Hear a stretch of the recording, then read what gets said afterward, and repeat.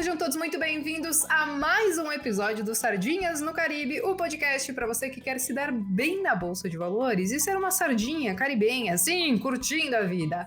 Pessoal, o negócio é o seguinte, hoje eu tenho um convidado meu que, olha, a gente já tá quase enjoado um do outro, porque ele é meu parceiro de QG de mercado, que geralmente rola todas as quartas-feiras, às 18 horas, salvo quando tem alguns imprevistos, e eu confesso que os últimos imprevistos sempre foram culpa minha, mas vamos lá. Fabrício, muito bem-vindo ao Sardinhas no Caribe. Primeiramente, eu queria que você se apresentasse para a galera que aqui te ouve ou que aqui te assiste, para quem tá olhando esse episódio no YouTube. Exato. Claro que a maioria que está aqui já acompanha nosso QG, né? Então já conhece a gente, né? Eu sou o Fabrício, né, do canal 1 Bilhão em Educação Financeira, e todas as quartas-feiras, 18 horas em ponto, salvo exceções, a gente está junto aí falando do mercado, dando umas risadas aí, e botando uma gasolina pódio na fogueira, né? Basicamente isso. Agora, o Fabrício, vamos lá. De nós quatro que fazemos o QG, eu, você, o B e o Pete, você é a pessoa que eu acho que mais tem tempo nesse mercado e que já passou por poucas e boas, né? Há quanto tempo que você tem contato aí com a Bolsa de Valores e que você começou a viver um pouco desse mundo? Cara, vai fazer 17 anos, né? 16 para 17 anos. Comecei novo, para quem não sabe, tem uma empresa de assessoria de imprensa, né? Então, a gente se especializou em mercado financeiro, né? Justamente porque era um nicho que quase ninguém atuava. E você trabalhando dentro das instituições financeiras, você vê o caos, né? Trabalhei junto, o Nigro, né? Trabalhou comigo. O pai do Felipe Miranda, da Empíricos, trabalhou comigo. Então, os velhos de mercado, a gente trabalhou tudo junto. Você sabe, Fabrício, que agora faz muito sentido a gente te chamar de envolvidão. É óbvio, velho. Você basicamente trabalha e com isso você precisa ser o envolvidão no mercado. Você precisa conhecer as pessoas e ter acesso a essas pessoas, né? Ah, mas isso eu falo direto. Nosso network é tão importante quanto qualquer outra coisa. Então você fala, pô, Fabrício, eu conheço bastante gente. Esses dias eu precisava de um contato de uma empresa da B3, né? Que uma pessoa pediu e tal. Te juro que eu mal tinha ouvido falar dessa empresa, tá? Uma empresa pequena. Aí eu fui ver lá, LinkedIn, vi meu amigo em comum, um amigo meu que eu já viajei, né, juntos e tal. Pô, você conhece? Conheço o irmão dele que me passou o contato, já tô marcando reunião para semana que vem. Então, assim, eu não nasci com network, eu não cheguei no meu berçário, né? Tava ali uma lista, ó, você vai precisar de todas essas pessoas na sua vida, é só você adicionar aqui. Não, eu corro atrás porque eu sei da importância do network, né? Então, isso falo para todo mundo, corra atrás do seu network, ele não cai do céu, não. E não pode ter vergonha de ser um pouco cara de pau também, né? De realmente dar a cara a tapa, ir Eu sou atrás e zero. buscar aquilo que você tá querendo. Eu sei, Fabrício. Agora vamos lá, Fabrício. Eu perguntei para você um pouquinho da tua história, quanto tempo você está no mercado. Você falou um pouquinho mais de 17 anos, então você já viu, acho que, diversos ciclos do mercado como um todo, diversas crises diferentes, uma crise é diferente da outra. E não que a gente vai falar de crise hoje, porque a gente está vendo Bolsa de Valores que ela recém bateu recordes, né? Passou de 130 mil pontos, agora ela fez o que a gente chama de correção, ela está em torno de 117, 118 mil pontos, pelo menos hoje, quando a gente está gravando. E aí a pergunta que não quer calar, né? Porque provavelmente você deve estar recebendo ela também nesses últimos dias, né? O que está acontecendo com a Bolsa, que ela saiu desses 130 mil pontos, veio para 117, 118, mas ao mesmo tempo nós estamos vendo as empresas como um todo entregando resultados muito bons. Eu não sei se você já pegou ou se você lembra algum momento seu na história assim do mercado que você já viu isso repetidas vezes. Eu acredito que sim, mas o que você acredita que está acontecendo nesse momento e por que as pessoas talvez não precisariam ou precisam ficar aflitas com isso que está acontecendo? Não, primeira coisa, se você ficar perdendo seu tempo com aflição ou com alegria, cada vez que a bolsa sobe, né, tem um microciclo de alto, você está perdendo seu tempo, né? Nosso maior ativo é tempo. Você precisa gastar tempo em como ganhar mais dinheiro para investir mais. Não, estou feliz, hoje estou triste, estou feliz, hoje estou triste. Lembra 2008, 2009, 2010, foram 6 anos de quedas consecutivas da bolsa. Ali você fala, pô, você começa a ser um investidor de verdade quando você vê por vários anos seguidos. E o que está acontecendo agora, na verdade, é uma conjunção de fatores. A gente sabe que o mercado financeiro não gosta de imprevisibilidade, né? E a gente está com uma série de imprevisibilidades, né? O ano praticamente está acabando. Quando eu digo ano, eu diria o governo. Como assim o governo está acabando? E ano de eleição não tem governo, né? Todo mundo ali está se preocupado em se reeleger, deputados federais, presidente, governador, está todo mundo se preocupado, o país para. Daqui a pouco tem um recesso, né, na Câmara, daqui a uns 3 meses. E resumindo, tem 3 meses para o país andar, para ver se sai essa reforma aí tributária. A gente sabe que o Paulo Guedes, apesar de bem intencionado, não conseguiu fazer muita coisa do que gostaria.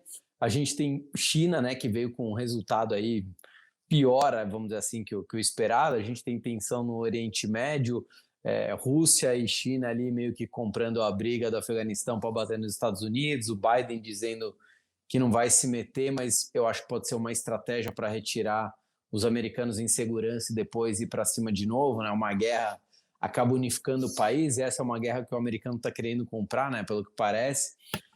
Enfim, a gente tem uma conjunção de fatores que mesmo as empresas entregando o resultado tá batendo no Ibovespa, assim como poderia ser ao contrário, tá? Sim. Né, às vezes as empresas não estariam no país aí otimista, voando, tudo calmo, né? Não sei se algum dia a gente vai ver o Brasil calmo, e poderia estar tudo ao contrário, né? As empresas entregando um resultado. Então, ao mesmo tempo que é coligado, obviamente, o resultado de uma empresa com a macroeconomia, né? Com o macro, ao mesmo tempo eles também andam separados. Eles andam juntos e separados ao Sim. mesmo tempo. Você falou dessa relação do contrário, acho que ano passado a gente viu isso, porque a gente se recuperou muito rápido da crise, as empresas, Absurdamente. antes de começarem a entregar algum resultado relevante, a bolsa já tinha disparado. A gente Sim, fechou 2020 acima do que a gente estava em janeiro de 2020. Então, eu sim. acho que isso aconteceu e mostra como, no curto prazo, esse cenário macro, ou até mesmo o cenário político, ele pode falar um pouquinho mais alto, né? Então, acho que ano passado começaram a ser ventilados, questão de trazer as reformas talvez com um pouquinho mais de vigor e tudo mais, e a gente achou que as coisas iriam andar um pouquinho mais. Agora parece que elas estão andando pero não mútil, como você falou, a gente está em ano aí pré-eleição, então tudo meio que se volta para uma campanha eleitoral que vai acontecer no ano que vem, mas a gente viu esse cenário também. E aí que vem um Uhum. ponto, né, Fabrício? Eu tento trazer um pouco para as pessoas essa questão, olha, no curto prazo, um monte de coisa pode acabar impactando. Mas eu não sei se você concorda, se no longo prazo o que vai ditar mesmo o rumo da bolsa vai acabar sendo o lucro das empresas. Não sei qual é a sua visão sobre isso e como você distingue o que influencia no curto e no longo prazo. Não, realmente, quando você investe em ações, está sendo sócio de uma empresa. Você tem que ver aquele business que ela está inserido, né, que ela está inserida. Realmente tem um futuro, ela está conseguindo crescer. Vou fazer um paralelo, gosto de citar um exemplo claro que a gente até discutiu no nosso QG. É a questão dos bancos, né? Lembra que a gente conversou sobre os grandes bancos? Apesar de eles estarem entregando um excelente resultado agora, a gente viu os últimos balanços, estão trazendo para dentro, né, do caixa o que eles haviam separado ali para perdas, né, para possíveis calotes, enfim, que eu já tinha falado que provavelmente não aconteceria, para falar que eu não avisei. Enfim, mas tinha que segurar o sistema financeiro do país. Eu não creio, por exemplo, nos grandes bancos como que eles vão conseguir se reinventar na velocidade que os outros players estão. Eu não acredito. Sim. Você, por exemplo, Fabrício, você colocaria mais bancos grandes na sua carteira? Hoje, não colocaria. Tenho praticamente todos, tá? Tenho o Banco do Brasil, tenho o Bradesco, tenho Itaú, enfim, tenho praticamente todos, tenho o Santander, tenho todos os grandes bancos. Mas não colocaria mais por quê? Porque o banco vai quebrar? Não. Porque o banco vai começar a dar prejuízo? Não. Mas eu não vejo uma capacidade de reinvenção na velocidade que está demandando o mundo. Eu vou citar um exemplo bem claro, tá? Eu estava esses dias numa determinada instituição financeira, num banco, e aí eu perguntei, falei, onde senta o CEO? Ele falou, aqui. Tipo assim, aqui aonde? Uhum. Às vezes aqui, às vezes ali. Era, Sim. era literalmente várias mesas, igual a gente sabe que tem aqueles salões. O CEO não tem um lugar fixo, ele senta no meio da galera onde tem, ele põe o notebook dele e trabalha. Só assim, o Sim. que isso tem a ver? Tem muito a ver, porque isso é um sistema de startup. Então, às vezes você vê uma empresa bilionária com pensamento de startup, e se você vai num grande banco, você tem a antessala da antessala da antessala com o garçom, assim, com a luvinha branca, Sim. para É o banco, é passar. a superintendência, é o não sei o que, é o tá, tudo muito bem separado e pessoas quase que inacessíveis ali no meio do negócio, né? Como é que você se reinventa? Olha só, olha a visão como os gringos, mesmo os gringos grandes, têm uma capacidade de reinvenção de mercado maior que a nossa. Você vê, por exemplo, o Credi, né? Comprou lá 20, 25% do Modal Mais. Aí você vê qual que é o JP, né? comprou, acho que é 40% do C6? Sim. Acho que é 40%, 40%. Eu não creio que esses bancos gringos simplesmente estão comprando como um bom investimento, porque as empresas vão crescer pra caramba. Claro que eles também estão colocando dinheiro porque eles querem ver retorno, óbvio. Mas mais do que isso, ela fala: olha como esse outro player aqui tem uma capacidade de aceleração muito mais rápida que a gente, porque nós somos um transatlântico, mas a gente precisa aprender com eles. Coisa que eu não vejo nos grandes bancos. Eu não vejo os Sim. grandes bancos fazendo isso. Fala, Sim, eu Bia, acho, eu desculpa. acho até que isso foi, inclusive, falado no último webcast da conferência de resultados, né, do Santander. Quando eles anunciaram a saída do atual CEO e tal, isso vai acontecer só no final do ano, mas eles falaram da necessidade do banco em si se reinventar e que eles sabem que não é tarefa fácil, dado o tamanho e como funcionam as estruturas hoje dos bancos. Eu concordo com você, Uhum. Fabrício, nesse sentido de que, cara, os bancos eles tiveram a época deles de crescerem bastante e entregarem um resultado muito, muito, muito bom.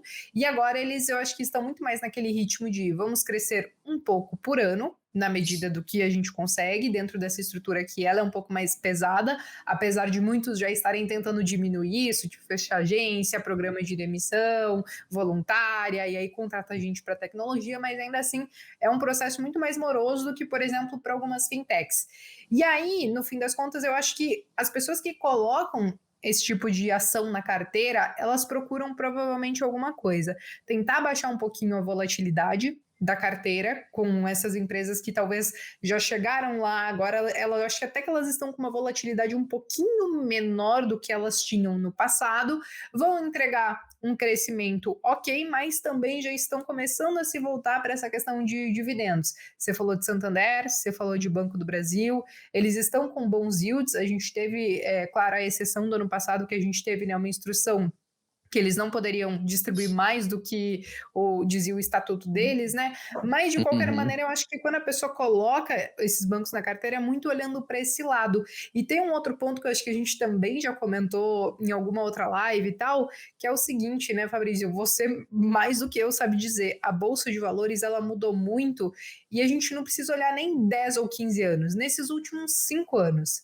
Nesses últimos 5 anos, a gente não tinha tudo isso que a gente tem de empresa na nossa bolsa, e principalmente quando a gente começa a olhar para esses tipos de negócios que até então não eram tão habituais ou tradicionais, como algumas Total. fintechs, empresa de cashback, tem empresa que eu mal e mal consigo entender o modelo de O negócio, que que ela tipo uma faz? Ambipar e tal, são negócios que teoricamente a gente usaria aquela palavra da moda disruptivos ou diferentes e que as pessoas estão tendo mais acesso. E eu acho, não sei se você concorda, mas eu acho que os investidores como um todo, eles estão tendo um comportamento muito parecido com o que a gente vê no mercado norte-americano. Eles estão procurando essas empresas que são modelos de negócio um pouco diferentes do que a gente estava acostumado, procurando um crescimento maior e talvez um crescimento muito mais rápido. E muitas vezes isso acaba recaindo sobre empresas de tecnologia que até então a gente não tinha muito na nossa bolsa. E aí, em detrimento disso, algumas empresas que são mais tradicionais, elas até podem fazer parte da carteira da galera, mas em um percentual nem tão grande como era antigamente. Eu não sei se você tem percebido um movimento mais ou menos assim. Não, eu não só percebo como é a minha carteira, tá? Estou cada vez mais focado em empresas de tecnologia. Quando eu digo empresa de tecnologia, não necessariamente ela produz tecnologia. Eu falo há né, um tempão que eu falo, por exemplo, Magalu. É uma empresa de tecnologia e logística para mim. Não é uma empresa varejo, vamos dizer assim, está no meio do caminho. Mas ela sempre não, mas desde que o Fred assumiu, é uma empresa para mim de tecnologia e logística. Opa, desculpa aí, Bia. Então, eu estou sempre focando em empresas que tenham esse viés tecnológico. São as últimas empresas que eu coloquei na minha carteira, coloquei Sinqia, até mesmo ali das fechaduras eletrônicas que até tem aqui no nosso estúdio, a Intelbras, né, que é uma empresa ali que conseguiu sobreviver a todas as crises, a concorrer com os chineses e tá aí, né? Entrei no IPO dela. Sinqia, né? Acho que eu já falei aqui, produz tecnologia, uma empresa com endividamento baixíssimo, negócio pra caramba. Eu gosto quando eu falo com o CEO, né? A Sinqia é uma das empresas que eu investir depois de falar com o CEO, puta cara centrado, sabe exatamente o Cara, que tá eu fazendo. vi esse conteúdo no seu canal. Eu vi que você conseguiu trazer algumas pessoas dessas empresas para trocar uma ideia. Nesse caso de Sinqia, por exemplo, o que foi um divisor de águas ali para você falar assim, não, eu tenho que investir nessa empresa? Cara, várias coisas. Primeiro, eles têm um baixíssimo endividamento. Não tem problema nenhum a empresa ter dívidas, é até meio que saudável ela ter um pouco de dívida, mas a gente, via de regra, tem que priorizar empresas com baixíssimo endividamento. Se você olhar o gráfico, né, do papel, por exemplo, de Sinqia, tirando quando ela fez, acho que ela fez uns dobramentos, se eu não me engano, mas enfim. E aí, obviamente, ele desaba, mas é uma questão que não dá para comparar. Mas se olha o Sim. gráfico de Sinqia, é assim, ó, ele é consistente, ele entrega resultado. Por exemplo, eu tenho uma amiga que trabalha na Sinqia e ela fala, Fabrício, uma baita empresa mesmo, não é nenhuma informação privilegiada, nossa, estou sabendo de tal coisa, não é nada disso. Mas ela fala, pô, baita empresa para se trabalhar. Cara, o trabalho lá, realmente, a empresa é o que algumas pessoas falam, sabe? É organizada, é focada, crescimento. O CEO, eu olho muito isso, né? Isso eu aprendi com o pessoal, foi o Breda que me falou, Fabrício, sabe qual item que a gente mais olha numa empresa? Falei, o balanço, o DRE, sei lá. Não, pessoas. Pessoas. Sim. E o fundador da Sinqia, se eu não me engano, ele é formado pelo ITA, tá? Se eu não me engano, Uhum. o Bernardo é formado pelo ITA. Então, assim, um cara pragmático, centrado, calmo, sabe o que está fazendo, está sempre fazendo novas aquisições. O Itaú, por exemplo, lembra quando o Itaú deu a parte de... Não foi da Itautec, foi alguma coisa tipo. Sim, eu sei. Eu só não lembro o É, nome. De uma para parte ali da quem Itaú. Isso, para quem não acompanha a história, é o seguinte: Itaú falou o seguinte, sim, que vocês são tão bons prestadores de serviço para a gente, que eu te vendo essa empresa, para não falar que eu estou te dando, né, porque pegaria mal, mas te Sim, vendo para você pagar em 5 anos, parcelar, resumindo, o que o próprio Itaú vai pagar para a Sinqia é o que ela vai devolver para o Itaú para pagar a aquisição daquela empresa.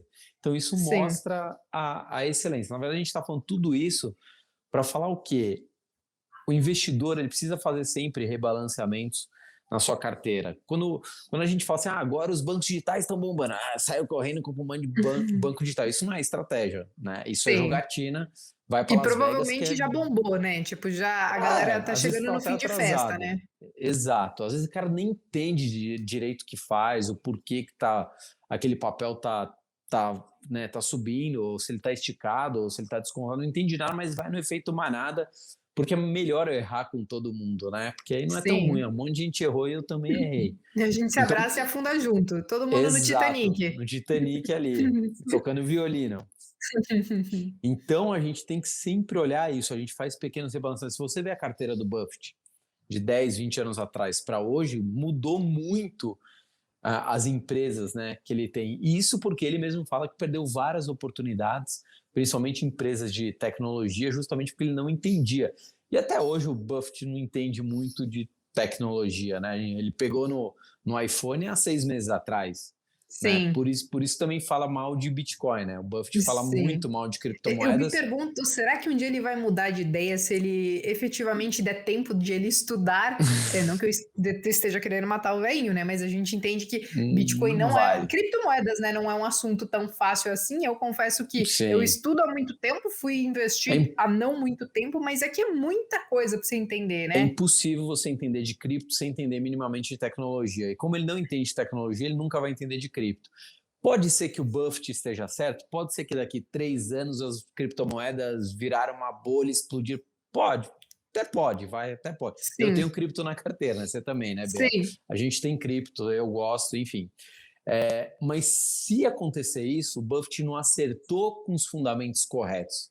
Ele acertou por sim, não entender, que é sim. diferente. Então não é porque ele é o maior investidor do mundo que tudo que ele fala eu tenho que fazer. Ele fez um monte de cagada com companhia aérea, coisa que eu jamais investiria, E mesmo ele querendo ser mesmo trouxe piloto. isso, né? Ele mesmo trouxe isso, acho que na última conferência da Berkshire, né? Ele trouxe alguns erros da parte de. Até da parte de banco, se eu não me engano, tinha diminuído participação.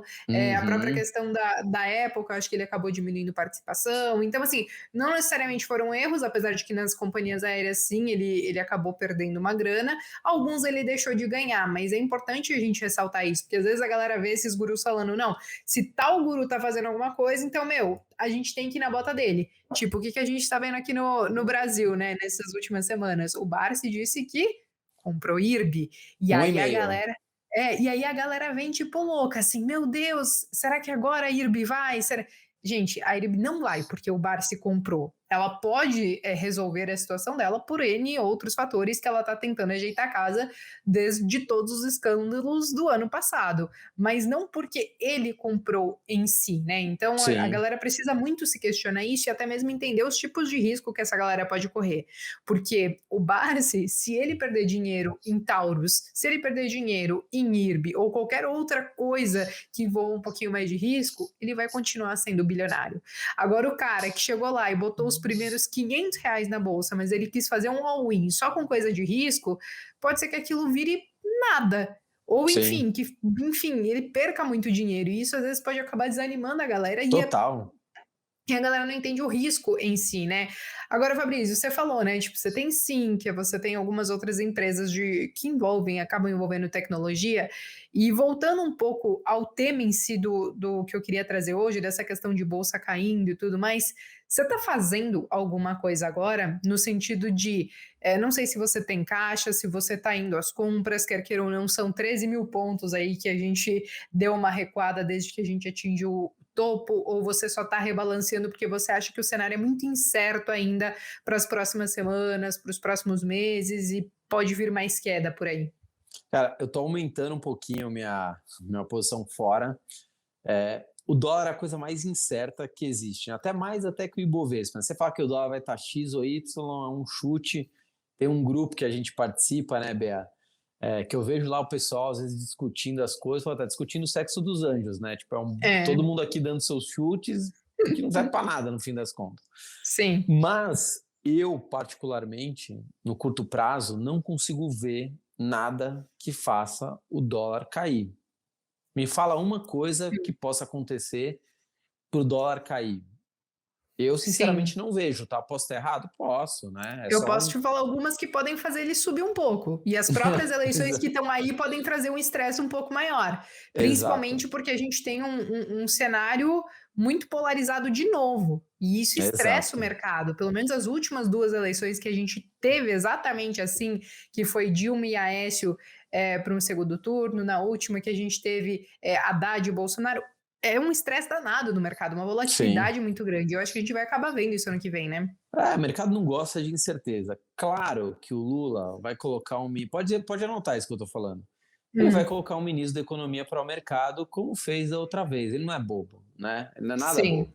Então ele vai colocar para dar uma calmadinha ali no mercado.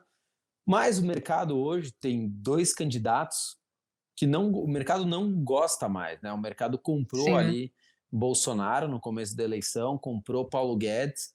Quando viu que a coisa não estava andando ali, o mercado concorda comigo, Bel? O mercado Cara, financeiro e essa questão que eu vou te dizer, porque a galera provavelmente vai ter gente que gosta de Bolsonaro, vai ter gente que provavelmente gosta do outro lado também, e vão usar os comentários, vão mandar comentários dizendo assim: "Como assim não gosta?". Dá uma visitada no Twitter. Claro que a gente vive uma bolha, né, quando a gente fala de mercado financeiro, a gente vive uma bolha muito pequena, boa parte dessa bolha você consegue entender um pouquinho os sentimentos mais sinceros lá no Twitter, porque o Twitter é meio que terra de ninguém, a galera simplesmente vomita o que pensa e ou às fala. vezes estão meio entediado e querem arrumar uma treta e só pega e bota alguma coisa lá. E o que a gente tem visto muito, eu pelo menos tenho percebido muito isso no Twitter, que sim, tem muitas pessoas que ainda estão muito, olha, vai ter que ser Bolsonaro, porque eles não enxergam uma terceira via ganhando peso pro ano que vem, mas ainda tem uma parte que sim está clamando por uma terceira via, porque não quer o Lula de volta, mas também não acha que o Bolsonaro seria o ideal para 2022. Então não é nem tipo um achismo em si, é muito essa questão de, cara, o que eu estou percebendo dos comentários das pessoas nas redes sociais e que estão inseridas no mercado, né? E estressa o mercado, a incerteza estressa. Vamos supor que o mercado já tivesse certeza absoluta que o Lula vai ser eleito. Vamos supor, tá? E aí o Lula fala exatamente o plano de governo dele. A gente vai fazer isso, isso, isso, aquilo, vamos aumentar o Bolsa Família, apesar que o Bolsonaro também está querendo dobrar, né, o Bolsa Família, que Sim, vai chamar não mudar o sei o que nome. Brasil, enfim. É, Mas teria uma previsibilidade. Bom, já sei que o Lula aqui vai ganhar, já sei que o ministro vai ser fulano, já sei que ele vai fazer X, Y, Z. Tá claro, né? O mercado pode gostar, não gostar, mas está claro. Agora está uma incerteza do caramba, né? O mercado não gosta de incerteza em nenhum ponto, em nenhum lugar do mundo, tá? Não é Brasil isso, nenhum lugar do mundo o mercado gosta de incerteza. Fabrício, mas o mundo não é incerto? O mundo é incerto, o mundo é Sim, instável. Eu falo que o caos é uma certeza, né? A gente só não sabe quando. Ah, vai ter o crash? Vai. Quando? Não sei. Né? Então, vai ter o sim, crash? Vai. Se eu ficar falando todo ano que vai ter o crash, uma hora eu vou acertar, sim, né? O relógio tá certo 2 vezes por dia, né? O relógio de sim, ponteiro. Se eu deixar ali, uma hora eu também acerto. sim. Mas não dá Então, pra gente viver em cima disso. Então, basicamente, está olhando muito para o mercado lá fora, mas um negócio doido, né? Lá fora a gente viu Bolsa de Valores também batendo recorde de alta, mas eu acho que um ponto importante sobre isso é que mesmo às vezes a bolsa subindo muito, tem muita coisa que também ficou para trás. Não sei necessariamente o que você olha lá fora, se você investe em ETFs ou alguma empresa em específica que você queira compartilhar, mas tem alguma coisa aqui no Brasil que você fica de olho nesse momento, ou até mesmo de todas essas empresas que entregaram resultados agora, tem alguma em si que te surpreendeu positivamente e que você acha que essas quedas poderiam ser uma oportunidade, vamos dizer assim, para sua carteira? Cara, eu tô olhando as empresas financeiras aí que estão voando, né, do setor financeiro, tirando, obviamente, os grandes bancos, porque elas estão com uma capacidade de geração de novos clientes, de ticket médio por cliente está conseguindo aumentar. Então, eu estou olhando muito na minha visão, né? Estou falando agora Fabrício, investidor. Acho que tem algumas coisas aí que estão bem descontadas, né? Que não refletem exatamente ali o porte, o crescimento da empresa. Acho que tem muita boa oportunidade, muita boa oportunidade. Se investidores parar um tempinho, estudar, ele consegue entrar. E eu sempre mantenho reserva de oportunidade. Isso é de estratégia, tem gente que não mantém. Você mantém, BA? Não, não tenho. Acho que a gente até já conseguiu discutir um pouco isso, Acho né? que o pitch também não, né? Acho que o pitch É, também não. enfim, alguns estudos, né? Que alguns dizem que tanto faz, outros dizem que sim, é relevante, e no fim das contas, o mais importante é, cara, como você se sente confortável e como você se sente mais preparado para agir quando o mercado tem essas quedas um pouco mais acentuadas, né? Então, como eu sei, como eu sempre falo, que o caos é uma certeza, a gente só não sabe quando, eu sempre mantenho reserva de oportunidade. Agora, no caos do ano passado, putz, se eu não tivesse reserva de oportunidade, eu ia ficar muito puto. Né? Sim. Então, graças a Deus ali eu tinha e consegui fazer. Hoje estava até dando uma olhada em algumas coisas que eu comprei lá atrás, né? Cara, você sabia que o BTG caiu quase, acho que 70% No no ano meio do passado? caos no ano passado? Cara, eu não acompanhei. Não, Cara, o não, é que, papel cara, desabou, meu. Mas assim, você não quase precisa tudo ser. caía, né? E aí, tipo, você não tem nem como acompanhar meio que tudo, a não ser algumas coisas que você tava namorando e você falou, opa, olha isso aqui, entendeu? Mas Tipo, o, acho que o- agora vai, né? mas o BTG foi uma das maiores quedas, tá? Ao lado de IRB. E eu olhei aqui, cara, você não precisa ser nenhum entendedor de mercado Pelos financeiro, motivos de diferentes nada. no caso. Cara, o BTG sobreviveu à prisão do seu fundador, do seu CEO, e Sim, se segurou. Tinha amigos que trabalhavam lá, falou, Fabrício, foi o caos, assim, o telefone não toca mais do que 2 vezes. Conseguiram se reinventar e estão aí crescendo absurdamente, né? Você sim, acha que a pandemia ia fazer o quê? Ia quebrar o banco, né? Tipo, uma pandemia? Não, né? Apesar que é sim, um banco alavancado, a gente sabe, coisa e tal. Mas não justificava tá 70%, né? Cair 70% em algumas semanas, né? Então, estava até sim, olhando isso. Mesmo a Magalu, acho que a Magalu caiu 35, né? Se eu não me engano, 30 e poucos por cento. Teve gente que nem comprou porque falou, caiu pouco. Né? Às vezes tem sim, essas métricas, o investidor tem umas métricas muito. Investidor mais novo, tá? Que é sim. assim: a ação é baratinha, porque custa R$ 3. Cara, se você vai investir R$ 10.000 numa ação de R$ 3, ou 10 mil, tipo, o que pesa mais? 1 quilo de metal ou 1 quilo de algodão? Porra, é Sim, 1 quilo, caramba. Mas o sim. investidor tem umas coisas assim emocionais. Eu até queria te fazer uma pergunta, Beazita. A partir de quantos por cento você acha que o investidor é um apostador? Por exemplo, ele deixa 30% num determinado papel, 40, 50. A partir de quantos por cento você já acha que ele é um apostador e ele não é um investidor com estratégia? É que eu acho que depende se é intencional ou não.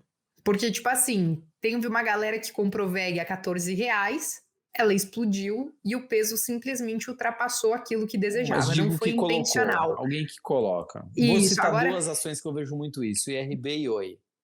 e Cogna. E E Coga, às vezes Conda, né, que dá e um apelido pouco pra ação.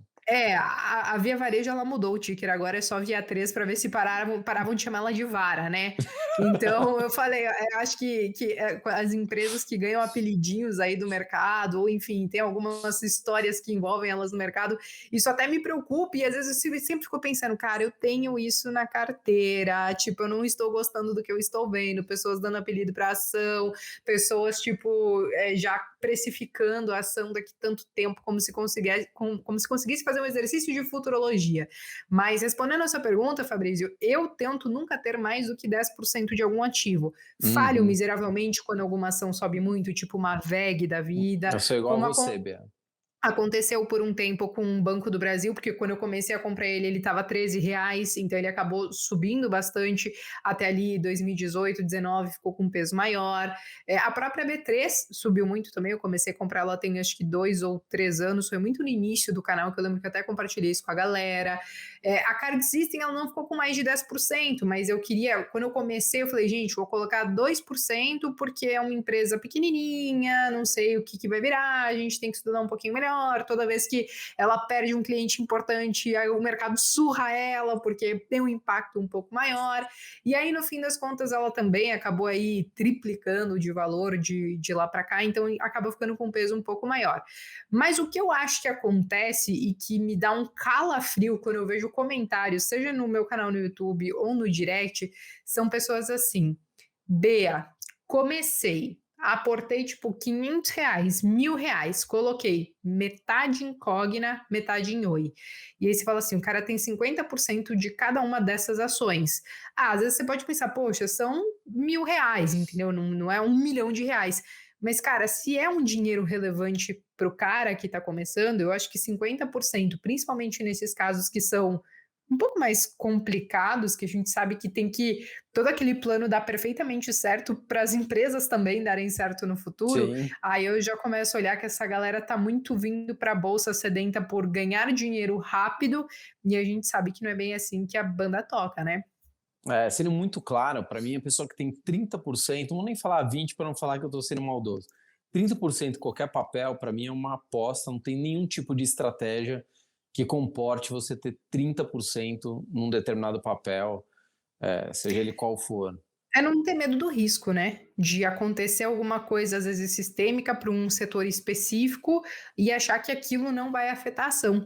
Então, cara, porque aquilo que a gente viu, cara, você já pensou se eu tivesse uma carteira 100% fundos imobiliários? E aí, sei lá, de repente sai alguma coisa que sim, vão sim tributar os dividendos dos fundos imobiliários, aí de repente tudo sofre e eu só tenho uma carteira composta daquilo. Então eu digo Total. então eu digo nem tanto, claro, essa concentração em ações ela é perigosa se você tem uma concentração muito grande, mas na própria classe de ativos. Você acabou de falar, né, Fabrício? Você investe lá fora, você investe aqui, você tem, acho que você tem fundos imobiliários, mas você tem criptomoedas, então você tem uma diversificação não somente de jurisdição, então você foge um pouco desse risco Brasil, você está diversificado em moeda, você está diversificado em cripto, em ações, fundos imobiliários, se acontecer alguma coisa numa ponta ali que seca aquela fonte, você tem outras, né? Então, acho que Sim. olhando por esse lado, a princípio a gente está fazendo o dever de casa, né? Você tem que pensar assim, o cisne negro, né? Quando que você vai pensar que 2 aviões vão se chocar contra as torres gêmeas? Nunca. Você vai imaginar que o mercado imobiliário americano vai quebrar, que estão fazendo uma palhaçada vendendo 5 casas para uma stripper, tipo, sabe, que tem uma renda de US$ 2.000, né? Sim. Tem como você imaginar um troço desse? Que não tem como você. Tem como você imaginar que alguém ia dar uma facada, né? Poderia ser o Bolsonaro já ser o presidente e alguém conseguir chegar perto dele, porque ele se expõe muito e dar uma facada. São coisas assim que são imprevisíveis, né? Tem um Sim. vazamento nuclear em Angra 2, sei lá, tô chutando coisas assim que você não para pensar. E esse tipo de coisa acontece, então assim, faz o seguinte exercício, pensa em umas coisas completamente absurdas, vem um meteoro e cai no mar, e vem um tsunami em Munda Santos, Rio de Janeiro, sabe essas coisas completamente. Como que ficaria a sua carteira? Ah, mas não quer dizer que minha carteira não desvalorizaria? Claro que desvalorizaria. Carteira de todo mundo, de todos os fundos, não é essa a questão. Mas a questão é, te quebraria com força ou simplesmente te machucaria, né? Acho que Sim, aí você vê se realmente sua carteira está diversificada, se você está diversificando o risco, está diversificando localidade, moeda, classe de ativo, caramba, quatro, ou se você está brincando de aposta, né? Nossa, eu gosto sim, muito disso, então eu fico focado nisso. Não se esqueça que recentemente a bolsa caiu por 6 anos seguidos. sim. Imagina, todo ano você vê Ibovespa fechando no negativo. Foi Assim uma como caiu delícia esse o- prazo, que você não sabia se tinha luz no fim do túnel. E você fala, eu tô comprando, mas eu não sei quando vai parar de cair essa encrenca, entendeu? Eu não sei onde está a luz no não, fim do e túnel. Bezita, assim como Maravilhoso. caiu 6, não poderia ter caído 10? Por Sim. que não poderia? Eu acho que Poderia ter caído 10.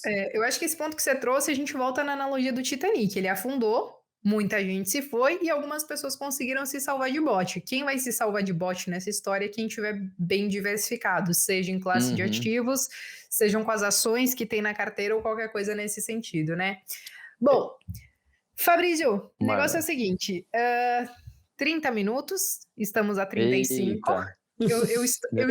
Eu estourei meu tempo, mas tudo bem, a gente conversa mais amanhã no QG. Toda semana a gente segue a nossa prosa. Para a galera que está ouvindo aqui a gente agora, sigam a gente nas nossas redes sociais, porque toda semana a gente tem esses bate-papos leves. A gente dá um pouquinho mais de risada, tem um besterol um pouquinho ali maior que a gente se dá essa liberdade. Mas, Fabrício, eu queria realmente agradecer essa resenha que você trouxe para a gente. Eu espero que você tenha acalmado um pouco o coração das pessoas que estão aflitas nessas últimas semanas com Bolsa de Valores caindo. E eu queria pedir o seguinte. Como eu esqueci de colocar as perguntas lá no Instagram, eu queria só que você deixasse uma dica de um livro que te ajudou muito nesse mundo dos investimentos e que você pudesse deixar ele como dica para as pessoas e depois aonde que as pessoas conseguem te encontrar, quais são as suas redes? Cara, acho que tem várias, mas acho que o Investidor Inteligente acho que é um livro Chato. fundamental. Mas é fundamental. É igual, por Eu tô exemplo, brincando. É que assim, Pai ele é Rico, Pai difícil, não é que é Pobre. chato, ele é difícil. Pai Rico, Pai Pobre. É um puta livro legal para falar, nossa, Chato. mudou minha vida. Tipo assim, fala o básico ali, entendeu? Sim, Mas são conceitos que te são despertam. Você fala, putz, cara, importantíssimos. eu gosto muito de ler biografia, tá? Adoro Sim. ler biografia. Você já leu a biografia do Ike Batista? O X da questão é isso? Que Se a eu não me Malu engano, escreveu? isso, esse aí, que é da capinha preta e branca. Mas não li, mas eu Muito já te boa. contei a história que eu tive no almoço com ele, né? Já te contei, né? Contei Sério? É no o QG. envolvidão, é o Eu envolvidão, não te né? contei a história? Não. Vou rapidinho aqui para não tomar tempo. A gente estava num congresso da Bolsa de Valores, lá em Campos do Jordão, né? A Bolsa fazia cada 2 anos e tal. Enfim, ia ter um almoço com o Ike Batista, mas ele era o cara, né? Era o Ike, o cara, todo mundo esperando Sim. por ele, enfim. Aí ele fez assim: oi, galera, desculpa o atraso, blá blá blá. Nessa última crise a gente salvou a Fiat, né? Lembra que o Brasil que salvou a Fiat na Itália, que tava o caos. Então todo brasileiro deveria ter desconto para comprar uma Ferrari, né? Tudo que a pessoa Uhum. fala é engraçado, ele é o cara.